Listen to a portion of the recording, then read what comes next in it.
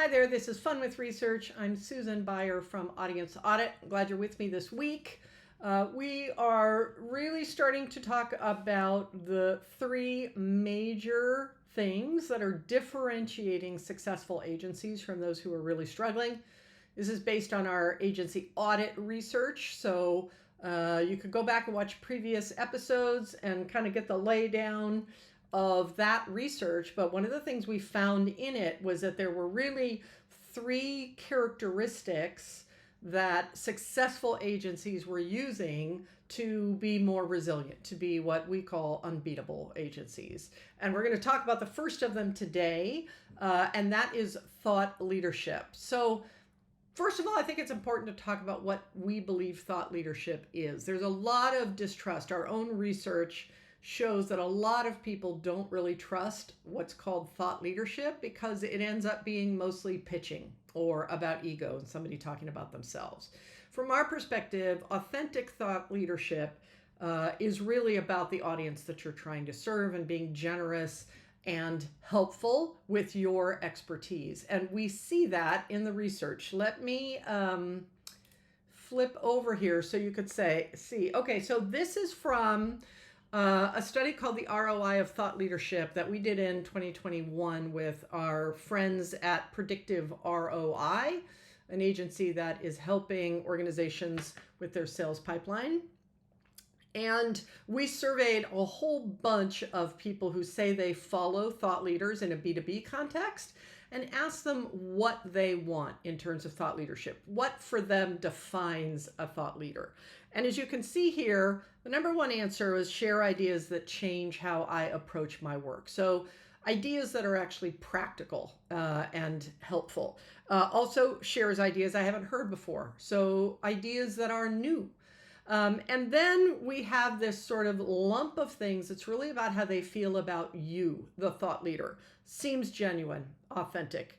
Currently works in the field, seems to be focused on changing the status quo, has a long history of work in the field, and is frequently referred to as an expert by other people I consider experts. That's that social proof mechanism that is working. So for thought leadership followers, if you're in a B2B environment, this is what they want from thought leadership.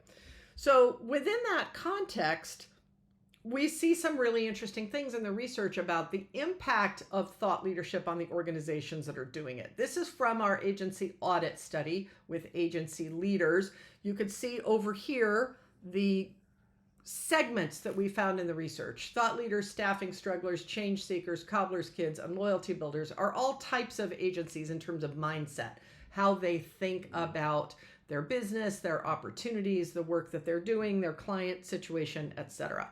And one of the things that we realized was that two groups, the thought leaders and the loyalty builders, are really head and shoulders above everybody else in terms of the types of challenges that they're having to deal with. They have far fewer issues. And one of the reasons is because they say that their thought leadership position is helping them in a whole bunch of ways. In this video, we're going to talk about its impact on new business development. One of the things we saw is that these two organizations say that their thought leadership efforts are very or extremely effective in attracting ideal clients for them. And you can see the gap between them and the other three segments we found. So that's in the agency world. But we also saw them with other kinds of challenges that they are struggling with less. One of them, prioritizing their agency marketing efforts. You can see here's our thought leaders and here's our loyalty builders. Salary levels, less of an issue for those two groups than we see with a lot of our agencies. Competitive advantage or differentiation. Look, only 1% of our thought leaders cited that and only 13% of our loyalty builders. The reputation as a thought leader among their ideal prospects.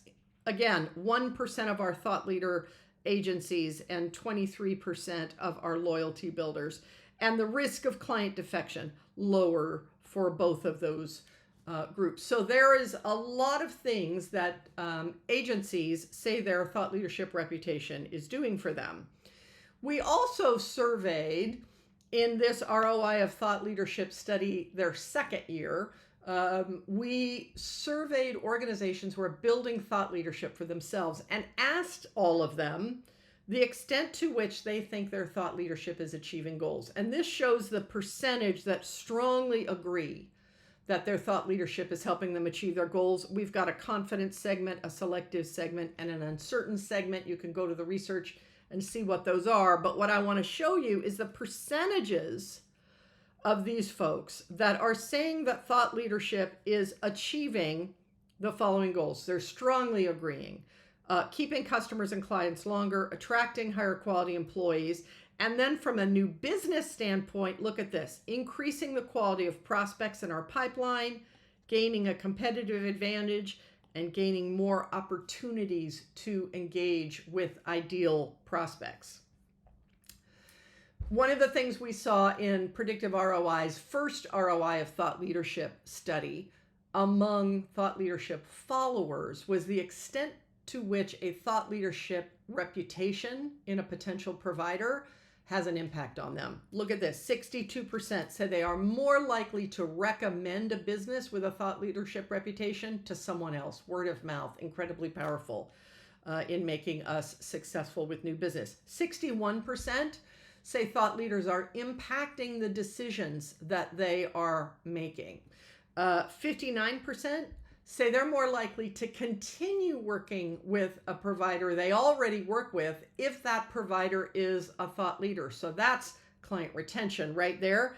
And 62% say a provider's thought leadership reputation has more impact on their decision to choose than a provider's advertising does. So if you're out there spending money on advertising, one of the things I want you to realize is that a thought leadership reputation can actually be more impactful than that. And here at Audience Audit, we have benefited from a thought leadership reputation. We've been doing research for agencies and around thought leadership for over 10 years. And we don't do any outbound selling now because people have heard of us and come to us. And we know many, many organizations that are experiencing this value.